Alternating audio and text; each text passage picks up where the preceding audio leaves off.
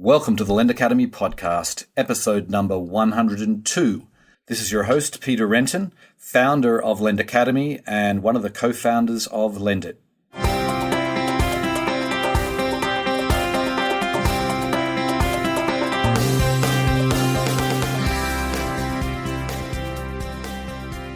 Today on the show, I'm delighted to welcome Omer Ismail. He is the Chief Operating Officer of Marcus by Goldman Sachs. Now, unless you've been hiding under a rock for the last year, you have heard about Marcus. They launched late last year. Everyone has been talking about them. They're a fascinating company. They've done some innovative things. But I wanted to get Omer on the show because Omer has been around from the very beginning of Marcus. He was part of really the task force that helped get this off the ground. We go into some depth about the creation of Marcus, why they did it, how they did it. We talk about the brand name. And then also we talk about the platform itself, why they have kind of chosen this particular loan product, how they've structured it, which is certainly in a different way to what others have done before. And we also talk a little bit about their culture and what makes Marcus different. It was a fascinating interview. I hope you enjoy the show. Welcome to the podcast, Omer. Thank you. Thanks for having me on, Peter. Appreciate it. My pleasure. So let's get started with giving the listeners a little bit of background about yourself. You know, I've heard you have an interesting personal story that you're like myself. You're not from this country. So can you just give the listeners a little bit of background about yourself? Sure. So I grew up in Karachi, Pakistan, and was born and raised there and came to the U.S. almost 20 years ago to attend college. I went from 70, 80 degree winter weathers in Karachi to less than zero up at Dartmouth in New Hampshire. Oh wow! When I graduated, I joined Goldman. I've actually spent my entire career here at the firm, been close to 15 years. Most of that time I've spent in our private equity business, investing in a range of companies, all the way from early stage startups to very mature businesses. And my Marcus story really began about 3 years ago. You can call me employee zero or employee one, but about 3 years ago, inside our private equity business, I was asked to lead a day-to-day working team to explore opportunities for the firm in the consumer banking space. So here I am. As you know, we launched Marcus by Goldman Sachs last October, and that was a result of the work that we did started 3 years ago. Okay, great. Well, I do want to dig into that right now with and get a little bit, because I'm fascinated about it, and I'm sure others are as well, about how this all came to be, because Goldman Sachs is clearly has never been a consumer lender. Obviously, a very successful firm, but hasn't really played in this space. So I'm curious, first off, with how the idea for Marcus really began, because I believe you were in some of these very initial conversations. So can you share how these conversations went, and how did the idea come about? Sure. So, Peter, as you know, in the financial crisis, coming out of the financial crisis, Goldman Sachs became a bank. Yep. And for the few years after that, there were a lot of other firm businesses, existing divisions that were using the bank as a legal entity and as a booking vehicle. But the firm had done very little by way of new businesses inside the bank. Mm-hmm. And if you fast forward a few years, in the summer of 2014, our division heads and very senior leadership from the executive office got together at an offsite. This was summer of 2014, to look at growth opportunities for the firm. It was an annual offsite that they were having, and a lot of the ideas at the time were around businesses or new opportunities within existing divisions. But one idea that my then boss, Rich Friedman, who headed our merchant banking division, still heads our merchant banking division, and Stephen Scher, who was the chief strategy officer for the firm, one of the ideas that they talked about was new businesses that we could start in the bank. It was really coming out of that offsite that we at the firm formed an internal task force of 5 senior leaders across different divisions and in our executive office. and I was asked to lead a team that would report to this task force around new businesses that we could start. So that really was kind of the origins of what was Project Mosaic at the time and ultimately ended up becoming Marcus.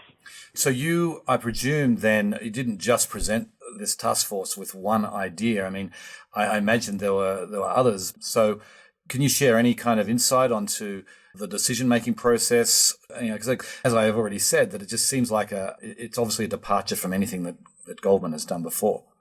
Right. No question. And quite frankly, as you can appreciate, it's a question that we get asked a lot. I'm sure, yes. Our canvas was very broad. What we were looking for were business ideas and opportunities that really sat at the nexus of two main factors. One, we really wanted businesses where we knew there was a significant customer unmet need, there were significant customer pain points. And the second was around opportunities where Goldman Sachs would have a competitive advantage to serve those unmet needs given our approach to risk management, given our technology excellence and our technology DNA, and the fact that we didn't have any legacy. And so quite frankly, that's a very broad canvas. And we looked at a whole host of ideas that fit those two broad parameters. Just looking at the consumer lending space, and you spend a lot of time obviously in this space, so you know it, is that there are very significant unmet needs that customers have. We spoke to thousands of customers to really understand what they needed from financial services institutions and what they were getting. And it was obvious around the depth of unmet needs that the customers have and that we, Goldman Sachs, would have an ability to serve them. So no question that it was a departure, but we felt like it was an opportunity where we had the ability to provide a significantly better product and a significantly better service to these customers. Okay. So you said you spoke to thousands of customers. I mean, what did you conduct focus groups? I mean, how did you actually find out what these customers wanted? It was a range, Peter, of different research types. So we did a lot of quantitative research. We did a lot of qualitative research. Some of the qualitative research was in, focus groups of 5 or 10 people. In some cases, it was actually going to customers' homes with their consent, obviously, and doing in-depth 45-minute or 1-hour interviews. Mm-hmm. So it was really a range of research techniques that we adopted to really get into the mind of the customer and understand what it was they were looking for. So I'll give you some examples of the types of things that we learned. One is clearly customers feel that they were not getting products that offer them value. That was a theme that was repeated over and over and over again. But in addition to value, they felt that, or lack of being provided value, they felt that the products were very complex. They weren't simple. They were sick and tired. They are sick and tired of gotchas and non-transparent language. And they want products that aren't cookie cutter. They want products that are customizable. Mm-hmm. And these were themes that we noticed in the quantitative research, but then could also really get in depth when we sat down with the customer one-on-one in their home to really understand their financial needs, how they were being served or how they were not being served. Right. That makes sense. So then, obviously, you make the decision to move ahead, and we're going to get into some of the details of your platform in a little bit. But I wanted to spend a little bit of time on the brand name, because you go to your website and it's Marcus by Goldman Sachs, and obviously you spend a lot of time thinking about this brand name, and I'm curious why the name Marcus, and also why add by Goldman Sachs to a demographic that may have, I would have thought, a negative opinion of Goldman Sachs when it came to, obviously it's an organization that historically has served the very wealthy, only the very wealthy. And I'm just curious about the whole naming convention. So, Peter, as you can appreciate, there was probably no decision that got more attention inside the walls of this building and in the executive office than, what name we were going to choose, what name we should choose. Mm-hmm. And, in the naming convention or the brand name that we were going to choose, as you correctly pointed out, we were making two decisions. One decision clearly was, what should the business be called? Should it be called Marcus? Should it be called Alpha? What should the name of the business be? And then two, how should it be affiliated or not affiliated with Goldman Sachs? Should we just go with Marcus standalone? Should we go with Goldman Sachs? And the research that we did, and I know you're going to pick up a little bit on a theme here, was rather than, 5 or 6 of us with the executive office deciding this around a conference table, we went back out to the customer in order to really decide what should the brand name be. Mm-hmm. And so just in terms of process, we started with 2,000 names, and we eliminated a lot for linguistic reasons, for legal reasons, some for, just preference reasons, and really got down to a core list of 15 or 20 names that we liked. And we went back to customers and did research around what brand name would resonate. And Marcus resonated well with the customer base. And that was obviously a very, very the most important factor, but it also had a lot of resonance inside this building. As you know, Marcus Goldman was the founder of Goldman Sachs, mm-hmm. and it really allowed us to tell a story to our customers around the business that we were starting and the fact that we were serving a new customer segment. As it relates to the affiliation with Goldman Sachs, again, the research very clearly showed us that when customers are applying for a personal loan, when they are giving a lot of personal information, their social security number, their address, information about their income, the fact that Goldman Sachs stands for credibility, the fact that the firm has been around for 147 years was a real asset in terms of customers' willingness to engage with us. It was borne out in the research, and since we have launched, it's been borne out in practice since we launched in October.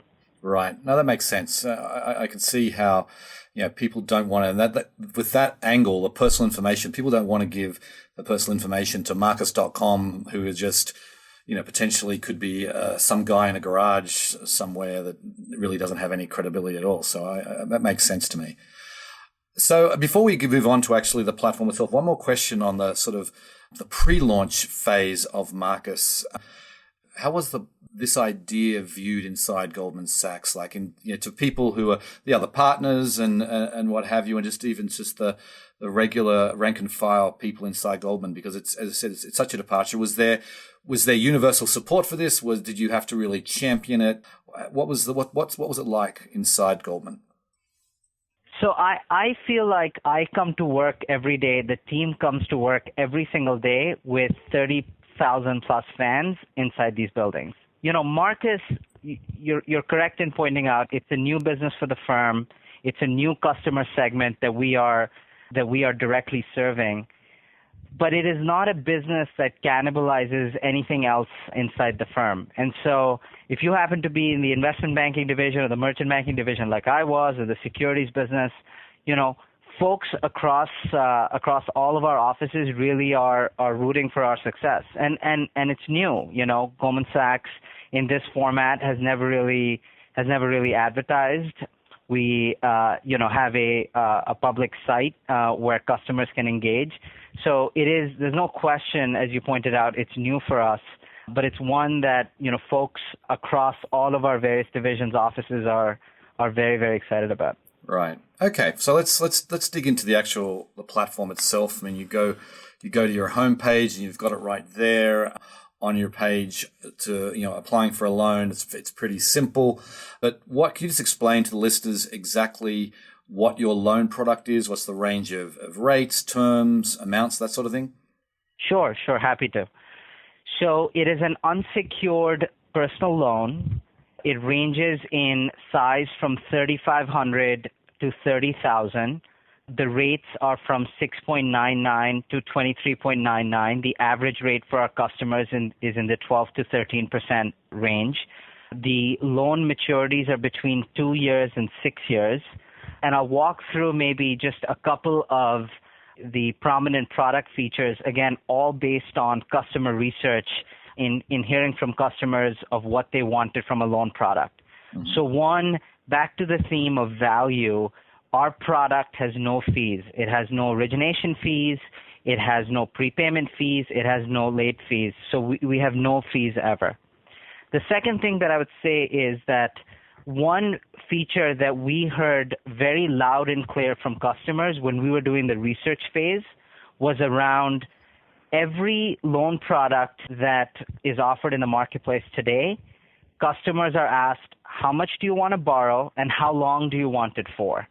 And we heard from customers that they don't really think about how much do I want to borrow and do I want it for 4 years or 5 years.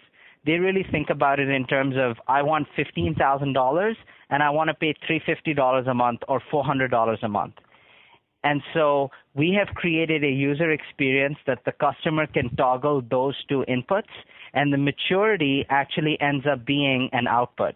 So you could have a loan that's 25 months, you could have a loan that's 33 months, and so we don't stick to very regular 3-year, 5-year loans. Mm-hmm. And, there are a couple of other examples I can give you of the fact that we have been able to create this product from a clean sheet of paper with no legacy technology using Goldman Sachs' balance sheet really allows us to serve customers and create features that they're really looking for.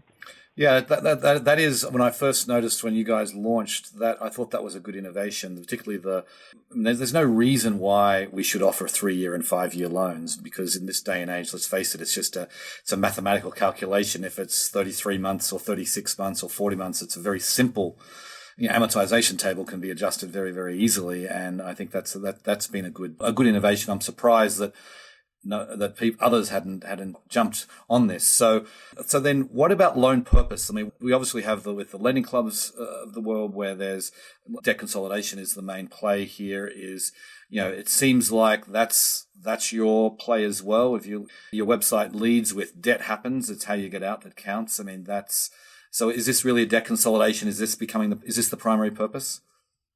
It is. Peter, back to the planning phases of the product and the business, and I'm sure you're very familiar and your listeners are very familiar with some of these stats and numbers. There are millions of customers in the U.S., creditworthy, responsible customers that have gotten stuck in a cycle of debt for one reason or another. Something happened where, they broke their ankle while skiing, their kid had to get braces, there was a leaky roof, and there are millions of these customers that are stuck in a cycle of very, very high interest rate credit card debt. And we are providing them with a product that allows them to refinance their debt at rates that are 300 to 500 basis points lower than what they're paying currently on their card. And so that is the main purpose of the product today. Obviously, we do have some customers that are choosing it for another purpose, but it is a lot of our messaging and our targeting is focused on the debt consolidation market. Okay, so then do you see as your competition, I mean, that's what obviously Lending Club and Prosper do the same thing as far as their core customer. Do you see those people as your competition primarily, or are you looking at this as the competition really is the credit card companies? I mean, who are you really going after? We at Marcus really view our competition as inertia. We've done a lot of proprietary research, and 70% of customers in our target segment, so customers that have high credit card debt or high personal loan debt, don't even know that a product like this exists that could allow them to save 300 to 500 basis points. Mm-hmm. And that really is our competition. A credit card is a very effective way to spend money. We believe that a personal loan is a much better way to borrow money to be able to pay it off and get out of the cycle of debt. And so our focus really is on letting customers know that a product like this exists, that it is a better way for them to borrow and get out of the cycle of debt. Okay, so then how are you letting these customers know? Is it primarily direct mail? How are you getting the word out? We use a whole host of marketing channels. We do direct mail, as you mentioned. We have a whole host of digital advertising and marketing channels. We use display. We use paid search. We use search engine optimization. We are also available through some of the aggregator sites. And so there's a wide variety of mediums that we use. We use a lot of social, including Facebook and Twitter. And so we want to reach the customers where they are to be able to let them know that this product offers them the things that we believe they are not getting today. Mm-hmm. This product offers them, as I mentioned, value. It offers them a simple way to sign on, and it offers them a solution that is really customizable to their needs. Mm-hmm. Okay, so you've been going, been about 7 months as we're recording this. Can you let us know, how has it been going? Can you share anything about loan volume, performance? How has the first 7 months been? I thought you'd ask me that. So unfortunately, Peter, I can't share any specifics on numbers, but I'll say a couple of things. One, we're still early in terms of when we launched, but in the early days, I would say, knock on wood, we're feeling pretty good. We obsess about data here, and we know that our brand is resonating well in the marketplace. We see our direct mail response rates, which are higher than industry average. We're seeing the engagement that our social media posts and content are getting relative to competition, and we feel really good about that.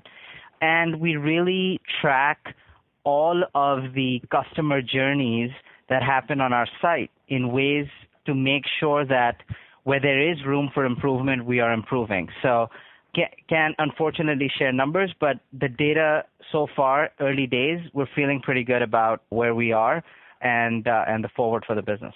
Okay. So then I presume is all of the loans are funded from the bank's balance sheet. Is that correct? You're not taking any outside capital? We are not. The loans are funded on GS Bank's balance sheet, and the point that I made around the product feature, for example, where we have the ability to ask customers, how much do you want to borrow and how much do you want to pay a month, and the fact that the maturity ends up being an output, that is really allowed by the fact that we're not creating conforming product to sell. So we think that our desire to hold these on our balance sheet is actually a competitive advantage in our ability to create products that customers want. I'll give you another example. For customers, we heard in our research that one of the things that really annoys customers is they feel like they are, credit-worthy, responsible borrowers. They always pay on time. And then 1 month, let's say during Christmas, where they have outside spending needs, they want to be able to skip one payment, but they're not allowed to do that, and they get hit by late fees from other lenders. So we've created a product here where if you pay for 12 months on time, you have the ability to skip a payment. Again, we're allowed to have that feature here by virtue of the fact that these are on our balance sheet, and it's not something that we're selling off to the marketplace. So just with that, you are planning on holding these loans through maturity. Is that correct? Then there's not going to be a securitization program coming anytime soon? We do not have any plans on that. Okay. So I want to talk a little bit about the culture and how it's different to Goldman Sachs culture, which is obviously fairly well established and often written about. But I'm curious. So, what is the culture like inside Marcus, and how is it similar to the regular bank, or even the 147-year-old investment bank? I mean, how is it similar, and how is it different? So Peter, one thing that I believe, having been at Goldman 15 years, Marcus, new business for Goldman Sachs, new customer segment, but Marcus is Goldman Sachs, and Goldman Sachs is Marcus, and that is the philosophy with which we have gone about building this business. Now, you are correct. There are some differences between the Marcus culture and some other divisions of Goldman. But quite frankly, they're a lot more similarities in the cultures of Marcus and investment banking or merchant banking, as an example, two divisions where I spend a lot of time. And maybe I'll walk you through some of the similarities, and then I'll also shed some light on some of the differences. Mm-hmm. So one, at Goldman Sachs, clients come first. It's something you are taught about the first day that you walk into the firm. It was true the 3 years that I spent in our investment banking business. It was true the 10 years that I spent in our private equity business. And it is absolutely true in Marcus. We want to create products that serve our customers and our clients' needs. The second thing that I would say about Marcus culture relative to other parts of the firm is that Goldman Sachs is a star team culture, not a star athlete culture. And, as I mentioned, going from me, employee 0, employee 1 to, over, 250 employees that we have today, we have tried to create an ethos of no individual contributors. The team contributes together. And that is, again, true for other parts of the firm, and it's absolutely true for Marcus. Now, there are differences for sure. The floor is a lot more casual. We have a popcorn machine. I've never seen this much food in my life. In any part of Goldman, I've put on more weight than I'd like. Our chief architect has a nose ring. People wear jeans. So there are definitely aspects that look different relative to folks that work in the investment banking division. We write on everything. We write on our walls. We write on our tables. We write on our windows. Again, that's very new. But one of the things, Peter, that's actually been really cool to watch over the last couple of years is how the Marcus culture is now, influencing other parts of the firm. So we have a weekly huddle where the entire Marcus team gets together and talks about, a particular topic for the week. I was in a meeting last week with the head of our HCM, Human Capital Management area, our HR area, and Edith Cooper, who heads up HCM, was telling me that she started having weekly huddles. And I was with the chief technology officer of Goldman, and I went down to his office a couple of days ago, and I noticed that now he has white walls. So it's actually really cool to see how, folks in Marcus are actually influencing, other parts of Goldman. Okay. And so where are these 250 people? Because I know you've got a big facility in Utah, and obviously, New York City. I mean, are they sort of in both locations, or where are they predominantly? So we're roughly split evenly between New York and Utah. All of our loan specialists are in Salt Lake and Utah. The firm actually has a big presence in Salt Lake.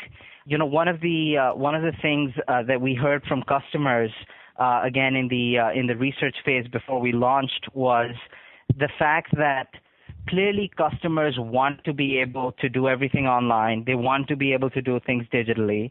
But when they want to speak to someone, and debt can be a very emotional topic for them, they want to be able to reach someone right away. And so our loan specialists are in Utah. They're 100% Goldman employees. They're obviously onshore. And one of the things you may have noticed on our site is that, we don't hide our phone number. We want to make it easy for our customers to be able to do things online. But if you want to reach someone, the phone number is on every page of the site, rather than clicking through 6 different things to get to it. And so we're very proud of kind of the loan specialist center that we've created in Utah for the Marcus business. Mm-hmm. Okay, we're almost out of time, but I just want a couple more questions. Sure. How will you measure success for Marcus? I mean, is this, obviously you've got metrics and goals that you've set for yourself, but are you wanting to be the largest consumer lender in the country? I mean, what can you share about measuring success? So, Peter, the thing that I'll say is, the market here is extremely large, and unlike, for example, the investment banking business, where as I mentioned, I spent a few years where, we've been number one market share 10 years running. Mm-hmm. The success of this business is not predicated on us reaching, those types of numbers. We have a very long-term view of this business, and our view is we really want to pick our spots where, as I mentioned, there are significant unmet needs, and Goldman has an ability to serve those customers. And success here will really depend on, is our product resonating with our customer base and in the marketplace. And so that really is what we are measuring, is the reviews that we're getting on Facebook, or the reviews that we're getting on some of the aggregator sites, to the calls that we get into our call center, into our operations center. Are we seeing in the voice of the customer the things that we set out to do? And that's really how we're measuring success in terms of as we benchmark it to our goals. Okay. Well, so one final question, Omer. What's next for Marcus? I mean, there's lots of other lending verticals that you could attack. I mean, there's similar challenges, unmet needs in small business, in student, in auto, real estate. I mean, these are all pretty large segments. So what can you tell me about what are your future plans? So what I would say, Peter, is today we do not have any plans to enter another product segment.